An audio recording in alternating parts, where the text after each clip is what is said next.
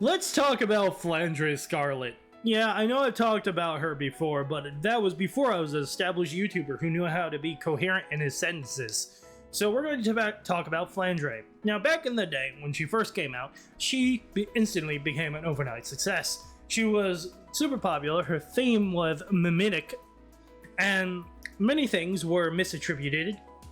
Like, her theme was, for a long time, people thought it was Death Waltz by John Waltz. Don't demonetize me, YouTube, that's a title!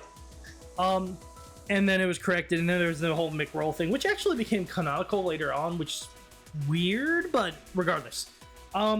Then, after she showed up in Embodiment of Scarlet Devil, she sort of vanished for a while, like a long while, canonically, and she later showed up in Fell Detective's Story and Touhou 17.5.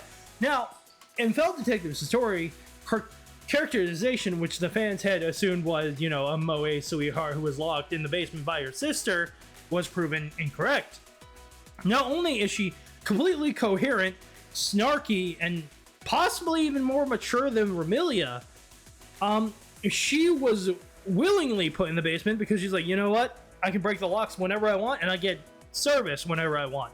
Now, this is only known between her and Remilia and potentially Pacioli, because Pacioli is Remilia's best friend.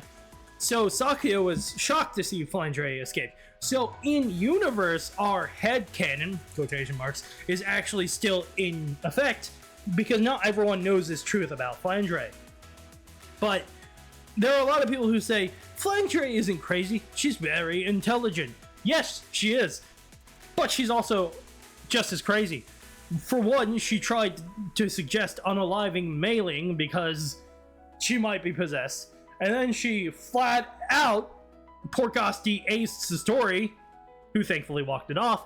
But while she is completely coherent of her actions, she is just as crazy.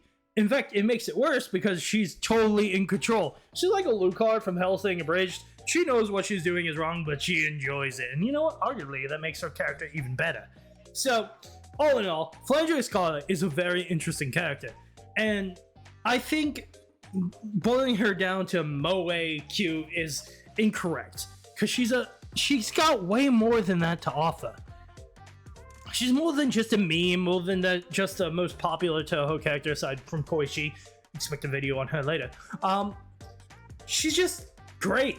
She's multifaceted now that manga that I don't like to... I mean, it got good once it changed genres, once it went from mystery with Satori, that's a lie, Satori wasn't really in it, to Battle Shonen Dragon Ball Z.